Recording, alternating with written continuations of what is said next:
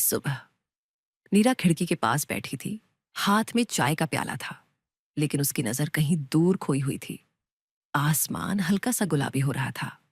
सुबह का पहला उजाला धीरे धीरे अंधेरे को मिटा रहा था, जैसे कोई पुराना दर्द पीछे छूट रहा हो। कल रात उसने एक बड़ा फैसला लिया था। 7 साल पुरानी नौकरी छोड़ दी, एक ऐसा रिश्ता भी जिसमें वह केवल निभा रही थी, जी नहीं रही थी। उसे भी अलविदा कह दिया। डर तो लगा था, आखिर सब कुछ छोड़ना आसान थोड़ी होता है, लेकिन कहीं ना कहीं दिल की गहराई से एक आवाज आ रही थी, अब समय है अपने लिए जीने का। उसने आज तक सब कुछ दुनिया की सोच के हिसाब से किया था। अच्छा बेटा, समझदार बहू, मेहनती कर्मचारी। पर नीरा कहाँ थी इन सब में। आज पहली बार वह खुद को खोजने निकली थी। उसने टेबल पर रखी डायरी उठाई और एक नया पन्ना खोला।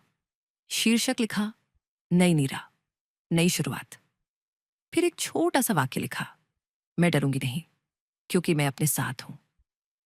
उसने अपने नए बुक स्टोर के लिए योजना बनानी शुरू की। एक ऐसा कोना जहां लोग सिर्फ किताबें नहीं पढ़ें, बल्कि खुद को फिर से महसूस करें। उस सुबह की चाय में, मौसम में और उसके चेहरे की मुस्कान में एक सुकून था। एक नई सुबह आई थी, न सिर्फ बाहर बल्कि उसके भीतर भी। कभी कभी नई शुरुआत किसी तूफान के बाद नहीं होती, वो होती है एक शांत सुबह में, जब आप खुद से कहते हैं, अब मैं फिर से शुरू कर रहा हूं। अगर आप चाहें तो मैं इस कहानी को और बढ़ा सकता हूं, बच्चों के लिए, एक लघु उपन्यास की तरह, या किसी खास पृष्ठभूमि, गांव, ऐतिहासिक काल, भविष्य में सेट कर सकता हूं। बताइए कैसा चाहेंगे।